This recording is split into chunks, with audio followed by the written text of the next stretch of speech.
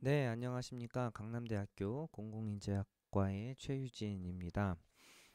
네, 지금까지 유튜브 시연, 뭐 강의라고 하기에는 되게 부끄럽고요. 네, 시연을 통해서 기술 통계부터 T검정, 그리고 아노바 검정, 카이스퀘어, 그 다음에 상관관계 분석, 단순회계 분석, 뭐 요인 분석, 군집 분석까지 간략간략히 어떻게 이 R을 통해서 하는 방법들에 대해서 좀 알아보았습니다. 네, 도움이 되셨는지 모르겠는데 어쨌든 어, 그 윤성사와 함께하는 R을 활용한 계량 분석 강의 노트를 위한 강의는 아마 이번이 마지막이 될 것 같고요.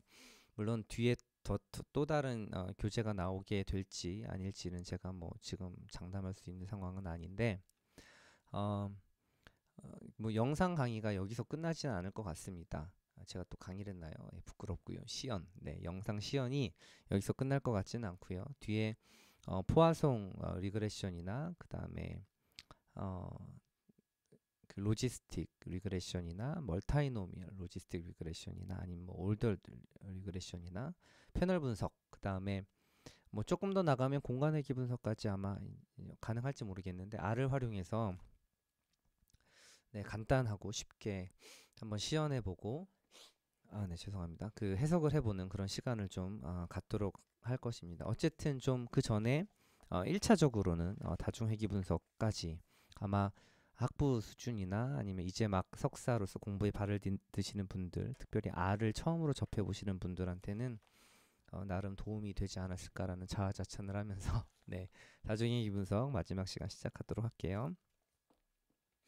네, 다중회귀 분석은 사실 뭐 우리가 뭐 예를 들어서 하나의 가설만 검증하고 싶어요. 독립 변수가 단 한 개예요.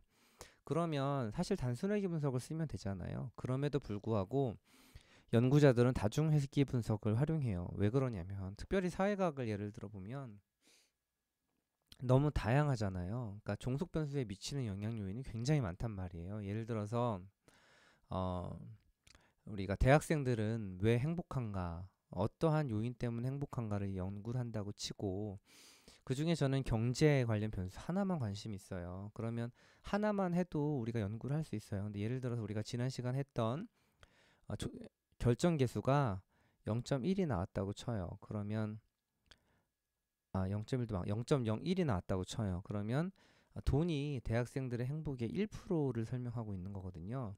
근데 사실 이건 좀 말이 안 되죠. 그러니까 굉장히 많은 변수들이 우리 대학생들의 행복도에 영향을 미칠 거예요. 근데 돈뿐만 아니라 다른 것도 영향을 미칠 텐데 이 수많은 변수들이 영향을 주고 그 행복도를 구성을 할 거란 말이죠. 근데 만약에 하나만 넣게 되면 나머지 것들에 의한 그 좀 모형 추정이 한계가 그러니까 침해 현상이 발생하게 됩니다. 추정 결과가 좀 나빠지게 되는 것이죠. 예를 우리가 누락 변수 편이라고 합니다. 변수가 누락됨으로 인해서 바이어스가 발생하게 되는 거예요. 그러니까 거죠. 이런 것들을 우리가 회피하기 위해서는 최대한 많은 변수를 넣어야 되는데, 근데 최대한 많은 변수를 넣는 것도 사실은 좀 문제가 있어요. 막 쓸데없는 변수까지 이 변수 저 변수까지 넣는 건 좀 무리가 있고, 예를 들어서 어, 이론적 배경, 이론 선행 연구의 검토를 확실히 한 다음에 변수를 좀 확실히 뽑아서 거기서 우리가 필요한 변수만 적절히 넣게 되면 다중회귀식을 구성할 수 있고 설사 그 중에 하나의 변수만 우리가 관심 있다고 하더라도 나머지 변수는 우리가 통제 변수라는 이름으로 처리를 좀 하면 되니까 그래서 하나의 변수만 넣게 되면 사실 종속 변수 설명하는 굉장히 중요한 다른 변수를 그러니까 이제 넣지 않음으로 인해서 모형 적합도가 떨어지는데 그런 것들을 좀 방지할 수가 있다라고 하는 겁니다. 그래서 일반적으로는 설사 제가 관심 있는 변수가 단 하나라고 할지라도 여러 개의 변수 다중회귀 모형을 써서 그 모형의 결과를 추정하게 됩니다. 그래서 다중회귀 분석은 사실 제가 단순회귀 분석 꽃이라고 그랬나요? 하여튼 통계 분석의 꽃이라고 할 수가 있습니다. 여기서부터 많은 많은 분석 모형들이 이렇게 파생되어져 나갔다라고 볼 수가 있을 거예요. 다중회귀 방정식은 모두 다 아시죠? 그러니까 뭐 이를테면 y는 베타 0, 그러니까 베타 0은 상수항이죠. 인터셉트, 뭐 컨스탄트, 네, 상수항이고 플러스 베타 1 x 1 네, 베타 1 x1 그러니까 여기서 x는 독립변수 x1은 그다음 베타 1은 x1의 회귀계수 플러스 뭐 베타 2 x2 플러스 베타 3 x3 쭉 나가서 베타 n xn 그러니까 뭐 변수가 n 개라면 종속 변수가요. 플러스 에라텀 이렇게 회귀 식이 구성이 됩니다. 그래서 만약에 이제 독립 변수가 3개다 그러면 베타 1 x1 플러스 베타 2 x2 플러스 베타 3 x3 플러스 에라텀 이런 식으로 다중 회귀 방정식을 구성을 하면 되죠. 네, 다중 회귀 방정식의 좀 특별한 모형, 특별한 어떤 형태로서 다항 회귀 방정식을 좀 설명을 좀 드리고 있는데요. 사실 선형성을 가정하는 것이 아니기 때문에 굉장히 특수한 경우에만 사용이 되겠죠. 그러니까 예를 들어서 우리 그 규모의 경제를 좀 밝혀내고 싶으면 혹은 규모의 경제를 가설화하거나 규모의 경제 현상을 통제하고 싶으면 다항 회귀 방정식을 사용할 수가 있습니다. 규모의 경제라는 건 다 아시죠? 그러니까 x축을 예를 들어서 수량, y축을 비용이라고 한다면 예를 들어서 그 자동차를 생산해낸다고 가정을 좀 해보고요. 자동차를 생산하는 한 대당 총 비용 말고 한 대당 비용이 있을 겁니다. 한 대당 비용이 가장 비쌀 때가 언제일까요? 네, 맞습니다. 한 대일 때죠. 한 대를 생산하더라도 네, 모든 설비는 필요합니다. 그래서 굉장히 많은 비용이 들어가겠죠. 하지만 이 자동차를 한 대, 두 대, 세 대, 뭐 100대, 1000대, 10,000대 이렇게 생산해 내면 낼수록 그 U자형 커브를 그리면서 떨어지게 됩니다. 예, 왜냐하면 대수가 늘어나니까. 근데 또 어느 시점을 지나면 또 증가하게 되죠. 네, 하여튼 네, 이러한 것을 우리가 규모의 경제라고 하는데요. 우리 행정학에서도 규모의 경제, 사회과학에서도 규모의 경제 많이 씁니다. 이렇게 규모의 경제 현상을 좀 밝혀내고 싶을 때는 우리가 다항 어떤 회귀 방정식을 쓸 수 있어요. 예를 들어서 x라는 변수가 y라는 종속 변수에 유의하고 플러스의 어떤 관계가 나타났다고 치는데 다항 회귀식인 그 다항 회귀를 위해서 이렇게 삽입한 x제곱이 마이너스 값을 나타낸다고 치면 이거 우리가 어떻게 해석을 할 수 있냐면 x가 증가함에 따라 y는 증가해요. 예. 그렇지만 증가의 정도는 감소하면서 증가한다. 그러니까 완벽한 선형이 아니라 쭉 가다가 기울기가 좀 꺾여버리는 그러한 식으로 증가한다. 네. 그래서 이러한 관계를 밝히고 싶을 때 우리가 다항 회귀 방정식을 사용할 수가 있습니다. 네, 그 다음에는 다중공선성이라는 개념에 대해서 설명드리고자 합니다. 다중공선성은 우리 그 다중 회귀 분석을 사용할 때 가장 중요한 어떤 그 회귀식의 우리 검토를 위해서 이렇게 좀 필요하다라고 볼 수가 있어요. 진단을 위해서 진단이란 단어가 생각이 안 나요. 회귀식의 진단을 위해서 좀 필요한 어떤 그 좀 살펴볼 것이라고 생각할 수 있는데 예를 들어서 죄송합니다. 네. 다중공선성을 우리가 밝혀낸다는 건 굉장히 중요한 개념입니다. 예를 들어 우리 모형의 변수가 2개 있다라고 가정을 해봅시다. y라는 종속 변수에 a라는 변수, b라는 변수가 있다라고 가정을 한다면 a와 b가 독립적으로 영향을 미친다는 게 회귀 분석의 가정이잖아요. 그래서 독립성 가정도 있는 것이고 그래서 이름이 독립 변수잖아요. 그런데 이 독립 변수 a와 b가 서로 관련을 맺는 부분이 생긴다라고 한다면 얘는 우리가 의도치 않은 거예요. 연구자가 의도치 않은 것이 영향을 주는 그래서 a와 b의 어떤 영향력을 감소시켜 버릴 수가 있겠죠. a와 b의 영향력을 a 플러스 b가 새로운 영역이 잠식해 버리는 거예요. 그래서 사실 사회과학에서 다중공선성이 제로다 사실 좀 어렵습니다. 거의 완벽한 제로인 경우는 별로 없어요. 그래서 사회과학에서 일반적으로 어느 정도의 다중공선성을 우리가 좀 감안하지만 그래도 이 다중공선성이 좀 적을수록 굉장히 좋습니다. 그래서 다중공선성 우리가 찾아낼 필요가 있는데 다중공선성이 일반적으로 다중공선성 어떻게 찾냐면 그냥 딱 결과치를 보면 좀 알 수도 있기도 해요. 예를 들어서 t 값이 너무 낮아가지고 이렇게 유의한 변수가 하나도 없어요. 그런데 r 스퀘어는 높아요. 그러면 변수들끼리 어떤 서로 상관성을 맺는 그 상관성이 종속 변수에 영향을 줬다라고 결론을 내릴 수도 있는 것이죠. 하지만 더욱 확실한 통계 검정 방법은 The Variance Inflation Factor라고 하는 소위 말하는 VIF 값, 그냥 편의상 VIF라고 할게요. 네, VIF 값을 우리가 계산해 보는 방법이 있습니다. 계산하는 과정은 책에 쓰여 있으니까 좀 생략하기로 하고요. 하여튼 일반적으로 VIF 값을 볼 때 10 이상이면 네, 굉장히 강한 다중공통성이 모형이 있는 것이고요. 5 이상이어도 좀 문제가 있습니다. 5 이하이면 그래도 어느 정도는 다중공통성으로 인한 내적 타당성의 저하가 크지는 않다라고 결론을 내릴 수가 있는 것이죠. 비프값 말고도 사실 The Multi-Collinearity Condition Numbers라는 게 또 있어요. 네, 우리가 아이겐 밸류를 좀 사용하는 방법인데요. 이 책에서는 다루지 않겠지만 좀 많이 써요. 얘는 변수별로 이렇게 비프 값이 나오는 것이 아니라 모형 전체의 어떤 다중공산성 정도를 파악을 해요. 그래서 뭐 50 이상이면 문제가 있다. 뭐 80 이상이라고도 하고, 일반적으로 50 이상이면 다중공통성이 문제가 있다. 50 이하면 좀 쓸 수 있다. 있습니다. 그래서 제가 어떤 논문을 쓸 때 이걸 썼어요. 네, The Multi-Collinearity. 네, 발음이 어렵죠. 네, 컨디션 넘버를 썼는데 그 심사자가 잘 모르셨던 모양이에요. 그래서 뭔 놈의 비프 값이 네, 그 변수별로 안 나오고 모형 전체로 나왔냐. 좀 비프값 계산을 잘못했던지 속인 것 같다, 이렇게 좀 날카롭게 말씀하셨더라고요.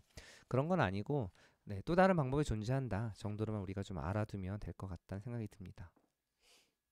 자, 그러면 다중공선성이 발견이 되면 우리 어떻게 할까요? 방법이 좀 여러 가지가 있는데 우선 가장 쉬운 방법은 변수를 빼는 거죠. 네, 그래서 다중공선성이 있는 변수들 중에 하나를 모여서 아예 빼버리는 겁니다. 너무너무 쉽죠. 근데 사실 좀 선행 연구의 검토를 통해서 이론적 모형을 구축한 다음에 변수를 뽑았는데 우리가 네, 그 중에 하나의 변수를 뺀다. 그럼 굉장히 좀 사실 좀 가슴이 아파요. 그래서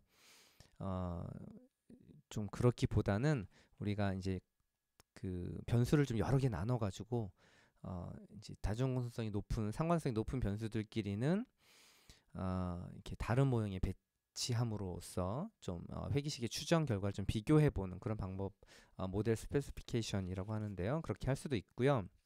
그 다음에 이제 과거에 좀 많이 뭐 최근에도 많이 쓰는 것 같긴 한데 요인 그 분석을 통해서 요인 점수를 도출해서 요인 점수로 회기식을 추정하는 거예요. 그래서 뭐 예를 들어 변수가 10개다. 그러면 요인 분석을 했더니 3개로 요인이 묶였어요. 그러면 3개의 각 그룹을 대표하는 요인 점수가 나오죠. 그럼 그 요인 점수로 회기식을 추정하는, 우리가 좀 이따 해볼 건데요. 그런 방법도 많이 씁니다. 그런데 저는 좀 선호하지는 않아요. 그러니까 선호하지 않은 이유가 여러 가지가 있는데 가장 대표적인 이유로는 너무나 많은 정보를 손실하게 되는 거죠. 예를 들어서 대학생들은 왜 행복한가라는 질문을 던졌고 뭐 경제적 변수, 문화적 변수, 되게 다양하게 변수를 넣었어요. 근데 얘를 요인 분석했더니 그냥 경제 지표, 문화 지표, 뭐 이런 가족 지표, 관계 지표 이렇게만 나오게 되면 사실 경제 지표로 뭐 용돈, 뭐 알바비 버는 거, 뭐 장학금 버는 거 이렇게 다 넣어서 다양한 변수를 추정할 수 있는데 그냥 하나의 변수만 이렇게 추정하게 되니까 너무나 많은 정보를 잃어버리죠. 그래서 좀 선호하지는 않지만 그래도 많이 쓰는 방법이라고 할 수 있어요. 그래서 요인 분석도 우리가 한번 좀 요인 분석을 통해서 다중공선성을 좀 회피한 다음에 모형을 추정하는 방법도 한번 연습을 좀 해보면 좋겠다라는 생각이 듭니다. 자, 그러면 이제 R 활용 다중회귀 분석 한번 해보도록 할게요. 네. 아이고야, 처음부터 오타가 네.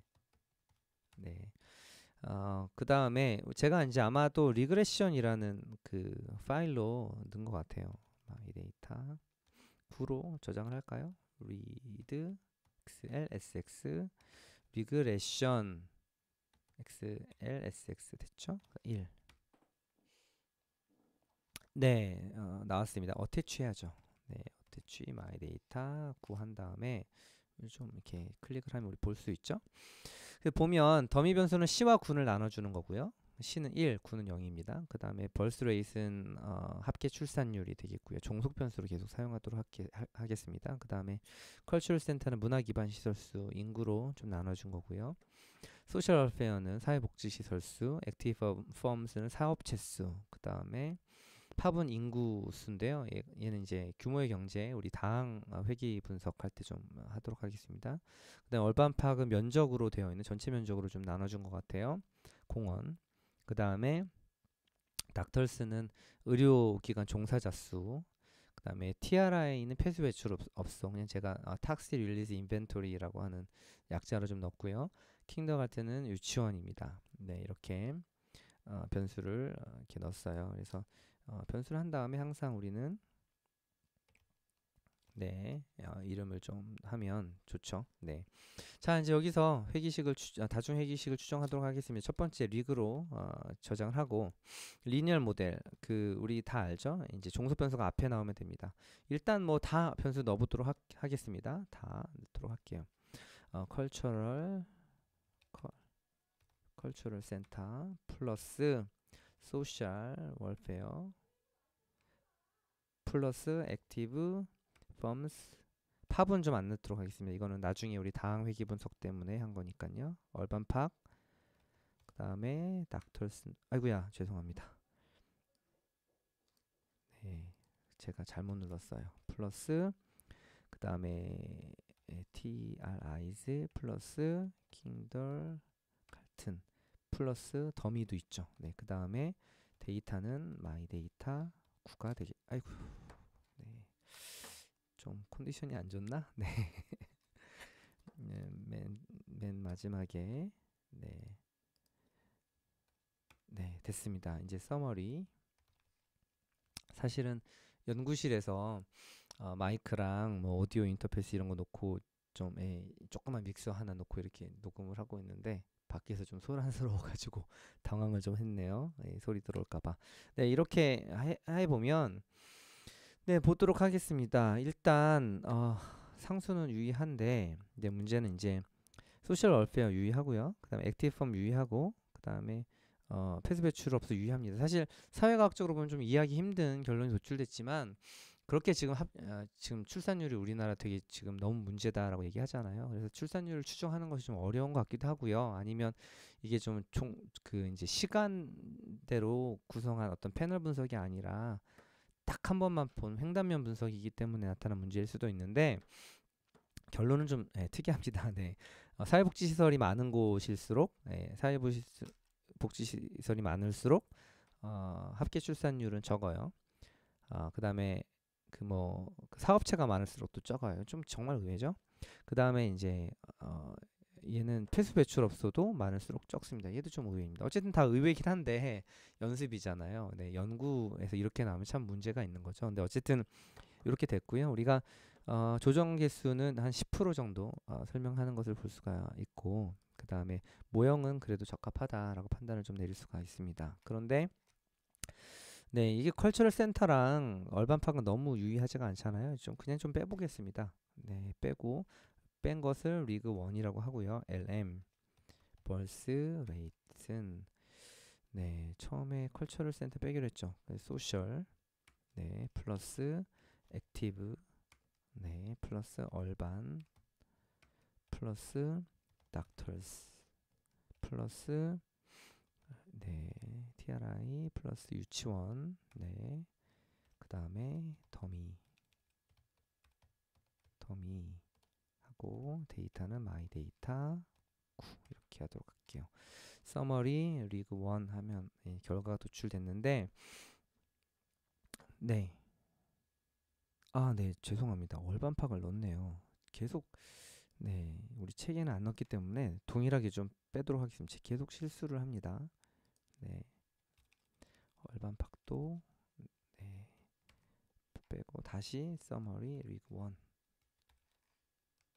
네, 하게 되면 네, 이렇게 추정이 됐죠. 그러면 이제 유치원도 좀 유의한 결과가 도출이 됐습니다. 그 닥터스도 좀 많이 근접하고 더미도 좀 근접한데 어쨌든 그렇고요. 그 다음에 이제 조정 개수가 변수가 빠졌는데도 좀 늘어났죠. 제가 요거 보여드리려고 한번 연습을 좀 한 겁니다. 조정 개수라는 게 무조건 결정 계수죠. 예, 조정된 결정 계수. 네, 죄송합니다.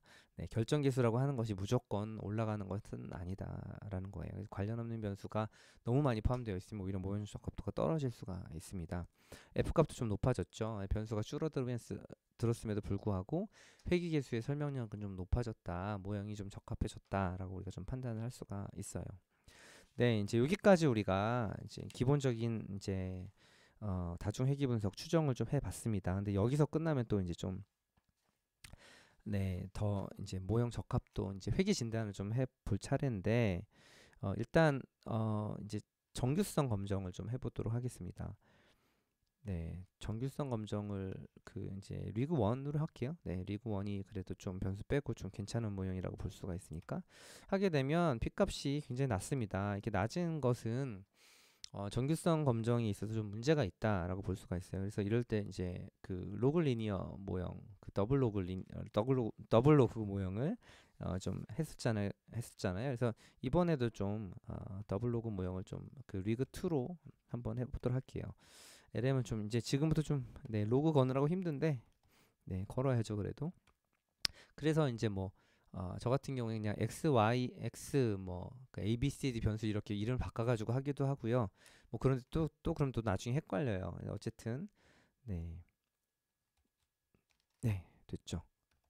그다음 맨 처음에 나오는 게 소셜 월페어. 그다음에 플러스 자연 로그, 액티브.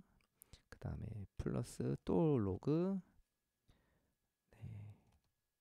네, 네, 또 로그.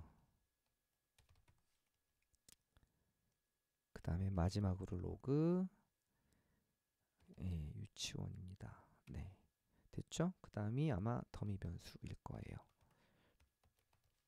네, 이렇게 해서 서머리 리그 2로 하면 네, 결론이 도출됐고요. 뭐 조금 유사하고 지금 이제 유치원이 그 0.1 이상이 돼 버렸는데 뭐 거의 굉장히 클로스. 예, 우리가 하다고 볼 수도 있고 네, F값은 조금 떨어졌는데 어쨌든 여기서 이제 정규성 검정을 다시 샤피로 윌크 노멜러티 테스트를 좀 해보도록 하겠습니다.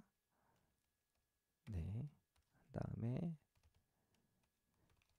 그 지금 이게 2로 했죠, 맞죠? 아이고야, 네, 오타가 있는 것 같아요. 샤피로 테스트, 네, 그렇죠. 그 2, 네, 네, 이제 P값이 유형률 이상 돼서 정규성 검정이 문제가 없는 것으로 됐어요. 그래서 저 같은 경우에 반드시 그럴 필요는 없다라고 보여지긴 하지만 이렇게 특히 이제 도시 연구를 할 경우에는 사실 뭐 아웃라이어도 많고 좀 이래요. 도시 간 편차도 크고 꼭 그것뿐만 아니라 하여튼 굉장히 많은 어떤 좀 이 그 회귀 진단을 통과하기 위한 다양한 방법들이 필요한데 그 중에 하나가 자연 로그 취하는 거다. 그래서 자연 로그를 좀 많이 취하는 그런 경향이 좀 있습니다. 자, 이제 여기서 우리 비프 그 비프 네, 발음이 좋아야 되는데 네, 그 멀타이 콜리니어러티를 좀 하도록 할게요. 그러면 멀타이 콜리니어러티는 다중공선성을 이렇게 체크할 수 있는 패키지가 있어요. 얘가 자동차라는 이름의 네, 패키지를 보게 되면 제가 미리 깔아놨거든요. 그래서 여러분도 install.packages 하고 큰 따옴표에서 칼을 까시면 되고요. 네, 클릭을 좀 해보도록 하겠습니다. 이제 칼을 쓸 수가 있습니다. 예, 라이브러리 예, 요걸 클릭을 하면 이게 이제 체크가 되어 있는 것들은 지금 제가 쓰고 있는 지금 현재 이 창에서 쓰고 있는 통계 패키지라고 할 수가 있어요. 그래서 클릭을 하면 칼을 갖고 왔고요. 먼저 비프값 우리가 리그 1에 그 이제 관련이 너무 없는 두 변수를 빼고 한 모형이죠. 예, 했더니 네, 이제 비프값이 다 변수별로 이렇게 출력이 됐습니다. 그래서 뭐 네, 굉장히 다 낮죠. 그 다음에 비프 네, 리그 2로 해볼게요. 네, 네, 지금도 로그를 다 걸었는데요. 걸어도 네, 그렇게 높진 않은 것을 알 수가 있어요. 그래서 우리가 일반적으로 독립 변수 간의 상관성이 모형을 크게 해치지는 않고 있었다라고 좀 볼 수가 네, 있죠. 네. 네. 그 다음에 이제 이번 시간에는 회귀 진단을 몇 개 좀 해보도록 할게요. 먼저 이제 독립성 가정을 이렇게 검증하는 방법이 가장 대표적인 게 덜빈 왓슨이잖아요. 그래서 석사 수준의 논문에서도 덜빈 왓슨 많이 나오는데 얘도 우리가 좀 할 수가 있습니다. 그래서 덜빈 왓슨 테스트 하고 리그 1을 하게 되면 결론이 도출이 되고요. 네, 좀 가정에 문제가 있어 보입니다. 네. 네.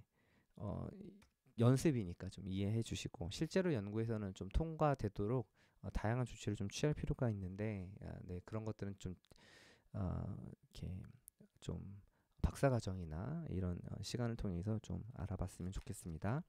네, 이런 식으로 덜빈 왓슨을 할 수도 있고요. 그다음 등분산성 과정도 우리가 좀 볼 수가 있습니다. 네, 등분산성 과정을 테스트하는 그 테스트는 이렇고요. 네, 이런 식으로 등분산성 과정을 우리가 좀 볼 수가 있는데, 네, 등분산성 과정 역시 약간 좀 문제가 네, 있는 것으로 나오고 있어요. 네, 아이고, 네, 네, 그래서 이럴 경우에는 모형의 등분산성을 위해서 좀 다양한 노력들을 좀 해주는 것들이 좀 필요하다라고 좀 볼 수가 있습니다. 네, NCB 테스트는요, Non-Constant Variance Score 테스트의 약자입니다. 그래서 한번 네, 요걸 통해서 좀 등분산성 가정을 우리가 좀 평가를 좀 등분산성을 평가를 좀 해볼 수가 있다라고 할 수가 있어요. 자, 이제 회기식의 어떤 기본적인 진단까지 우리가 마쳤고요. 네, 이번 영상 길죠. 네. 그 다음에는 요인 분석과 요인 분석을 통해서 나온 요인 점수로 회기 분석을 해보는 좀 시간을 갖도록 하겠습니다. 그러면 우리 요인 분석했을 때 요인 분석이 되게끔 하는 패키지가 네, 다음과 같습니다. 네, 그래서 패키지를 가지고 오고요. 네, 오른쪽에 네, 이제 패키지 사용할 수가 있죠. 네, 그 다음에 고유값 아이겐밸류를 위해서도 네, 네, 고유값 계산을 위한 패키지도 좀 부착을 좀 해줍니다. 네, 그 다음에 이제 좀 계산의 편의를 위해서 변수들을 좀 묻겠습니다. 다 묻죠 여기서는. 네, 그 다음에 소셜 액티브, 그 다음에 아이고야, 네 됐죠. 얼반, 그 다음에 닥터도 있죠. 그 다음에 네, 다 묶었나요 이제? 네, 이렇게 x로만 묶고요. 우리가 이제 고유값 계산을 위해서 네,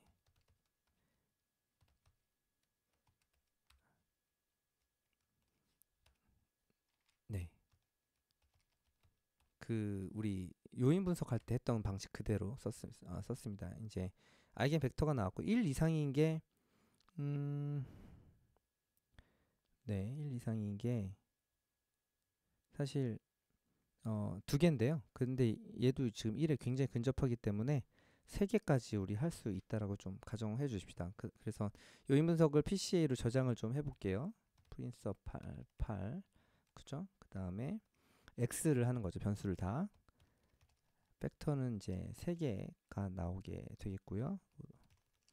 로테이션은 요인 분석은 반드시 베리맥스로 해주셔야 됩니다. 네, 그래야 요인간 상관성이 없어요. 지금 요인 분석을 하는 이유는 다중공선성을 회피하기 위해서입니다. 그래서 상관성이 없도록 반드시 베리맥스로 지정을 해주시기 바랍니다. 네, PCA 됐죠? 그 다음에 프린트를 좀 하는 명령어가 있어요. PCA를 프린트 좀 해주세요. 네. 그 다음에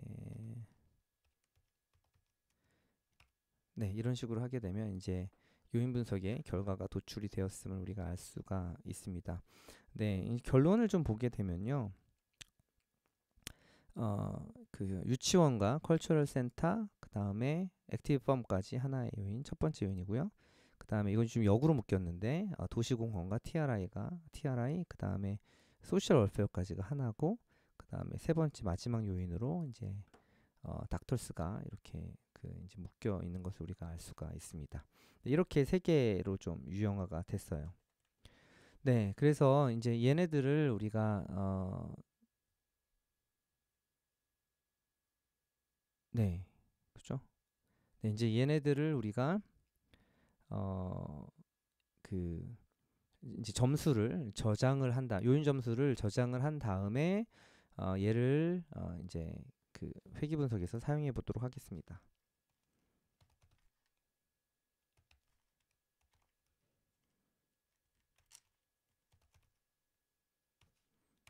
네, 이렇게 명령을 치게 되면 PCA의 요인 점수를 fscores.라는 데이터 프레임으로 저장을 좀 해주세요라는 명령어입니다. 네, 그래서 얘를 한번 보도록 할게요. 네, 보면 이렇게 이제 세 개의 다른 이제 변수가 생겼으면 알 수 있죠. 그래서 얘가 첫 번째 요인의 요인 점수, 얘가 두 번째 요인의 요인 점수, 세 번째 요인의 요인 점수, 이런 식으로 요인 점수가 각 요인을 뭉뚱그려 설명할 수 있는 요인 점수가 도출되었음을 알 수가 있습니다. 그러면 이제 얘랑 우리가 그 좀 합칠 필요가 있어요. 그 마이데이터 9랑 좀 합쳐야죠. 네. 합치어서 얘를 마이데이터 10으로 좀 저장을 좀 하도록 하겠습니다. 묶는 거 cbind라는 것을 우리가 좀 해주고요. 그 다음에 네, 네, 이렇게 치게 되면 다시 어태치를 좀 해주고, 네, 뭐 이름이 같다는 얘기 같은데요. 어쨌든 이런 식으로 이제 해주게 되면 우리가 이제 마이데이터 뷰 마이데이터 10을 보도록 할게요. 네, 뒤에 네 이렇게 변수 3개가 붙었죠. 이제 이 3개로 추정을 하면 됩니다. 네, 추정을 우리가 좀 해보도록 하겠습니다. 추정을 하려면 뭐 리그 3로 저장을 좀 할까요? lm 벌스 네 합계 출산율이죠. 벌스 예. 네, 얘가 rc1 그죠? 1 플러스 rc2 플러스 rc3 그 다음에 더미는 뭐 계속 있는 거니까 그 다음에 네, 뭐 이런 식으로 뭐 안 해도 되는 것 같은데요. 그 다음에 서머리 리그 3 해주게 되면 네, 이제 더미 변수는 유의해졌네요. 그러니까 이제 군이 더 이제 합계 출산율이 높다. 우리나라 일반적 경향이죠. 볼 수가 있고 그 다음에 요인 중에서는 세 번째 요인만 좀 영향을 미치고 있는 것을 우리가 좀 확인을 해볼 수가 있습니다. 네, 이런 식으로 이제 결론에 도달할 수가 있고요. 네, 이제 우리 마지막으로 다항 회귀 분석에 대해서 한번 해보도록 할게요. 다항 회귀 분석 때는 이제 마이데이터 10에 킹더가든 유치원 가지고 좀 유치원 종속 변수로 놓고 좀 해보도록 하겠습니다. 네. 얘를 이제 리그 4로 하고요. 뭐 lm 똑같죠? 유치원. 그냥 이제 연습을 위해서 유치원이 좀 그나마 좀 이쁘게 나와서 그런 겁니다. 특별한 이유가 있는 건 아니고요. 처음에 이제 팝이 들어가겠죠. 네, 그쵸? 팝 플러스 그 다음에 팝을 제곱을 하는 이제 변수는요. 네, 죄송합니다. 팝 그 다음에 네 제곱을 해주면 결과가 도출이 될 수가 있습니다. 네, 이렇게 해서 이제 함께 되면 결과가 도출이 됐죠. 근데 이제 팝이 마이너스고, 네, 팝을 제곱한 것이 이제 플러스로 나왔어요. 네, 이게 좀 바뀌었으면 좀 설명하기 더 좋았을 텐데, 그러니까 인구가 증가하면 증가할수록 합계 출산율은 떨어져요. 네, 인구가 많은 도시의 출산율이 굉장히 낮다라고 볼 수가 있죠. 그런데 떨어지는 정도는 증가하면서 떨어지는 거죠. 여기가 이제 제곱한 것이 플러스이니까. 네. 네, 요렇게 우리가 이제 결론을 내릴 수가 있습니다. 근데 요렇게만 봐도 이제 이제 결정 계수가 0.4나 4가 넘네요. 거의 0.5 이렇게 되네요. 굉장히 높은 결과값을 도출했으면 알 수가 있고 만약에 여기 이제 그러니까 규모의 경제처럼 이게 여기가 플러스고 여기가 마이너스로 나오게 되면 증가는 하는데 증가하는 증가량이 감소하면서 증가한다. 이렇게 해석을 해주면 됩니다. 네, 지금까지 다중회귀 분석 강의를 좀 마치도록 하겠습니다.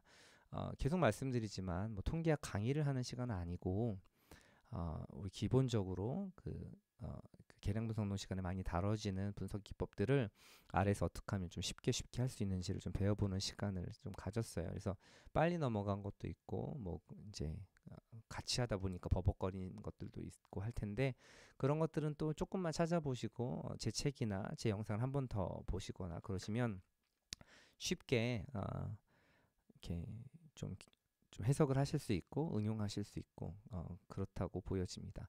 네, 이제 앞으로도 계속 영상이 이어지니까요. 뭐 당장 이제 뭐를 더 해내고 이럴 수는 없을 것 같지만 네, 또 영상을 통해서 만나 뵙도록 하겠습니다. 지금까지 들어주셔서 대단히 감사드립니다. 감사합니다.